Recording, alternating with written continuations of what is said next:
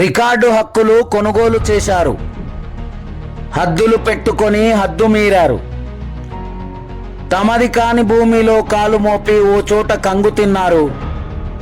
మరో చోటికి రూటు మార్చి కడీలు పాతారు.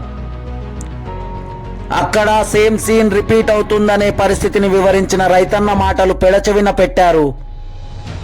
తీరా కోర్టు పార్టిషన్ ఉన్న పేపర్ను చూసి అవాక్కయ్యారు.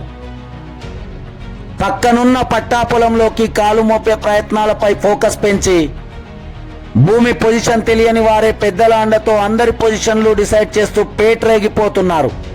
పొలిటికల్ బంధువులే రియల్ రాబందులుగా రాజ్యమేలుతూ సామదాన భేద దండోపాయాలు ప్రయోగిస్తూ అమాయక రైతుల భూములను కొల్లగొడుతున్నారు.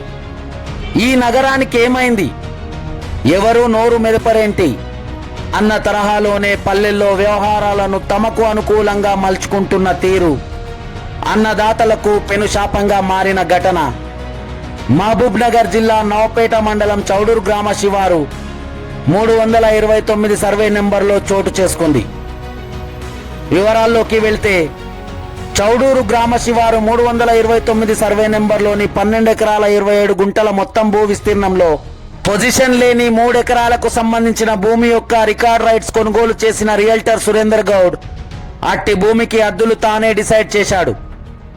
తనదైన శైలి పొలిటికల్ అండతోనే ఏళ్ల తరబడి అక్కడున్న రైతన్నలు సాగు చేస్తున్న భూమిలోకి సడన్ ఎంట్రీ ఇస్తూ తనది కాని భూమిలోకి కాలు మోపి ఓ చోట కడీలు పాతే క్రమంలో కంగు తిన్నాడు.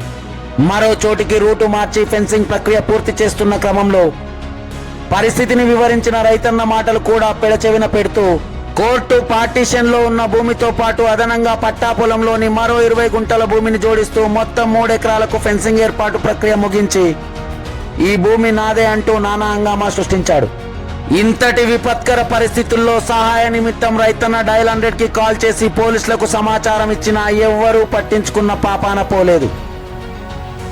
జరిగిన భూ ఆక్రమణపై కలెక్టర్ కార్యాలయంలోని ప్రజావాణిలో ఫిర్యాదు చేసిన రైతు కుటుంబం జిల్లా పోలీసులను ఆశ్రయించి క్షేత్రస్థాయిలో జరిగిన పరిస్థితిని వివరించే ప్రయత్నం చేసింది.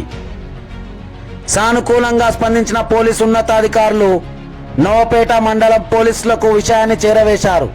దీంతో స్పందించిన స్థానిక పోలీస్ అధికారి మాత్రం ఇరు పక్షాలను పిలిపించి దౌర్జన్యంగా ఏర్పాటు చేసిన ఫెన్సింగ్ లోని కోర్ట్ పార్టిషన్ భూమిని విడవాల్సిందేనని, మిగతా 20 గుంటల భూమితో తమకు ఎలాంటి సంబంధం లేదన్నట్లు నిశ్శబ్దం వహించి సున్నితంగా రియల్టర్లను హెచ్చరించడం కోసమేర్పు.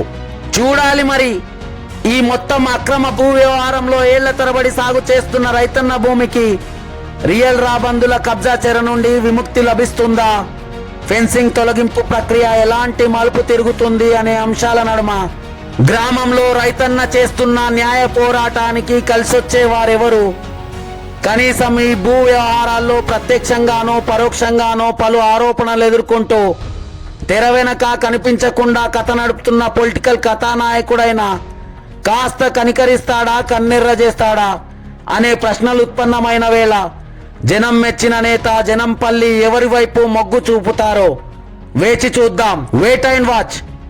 చూస్తూనే ఉండండి సీమై టీవీ.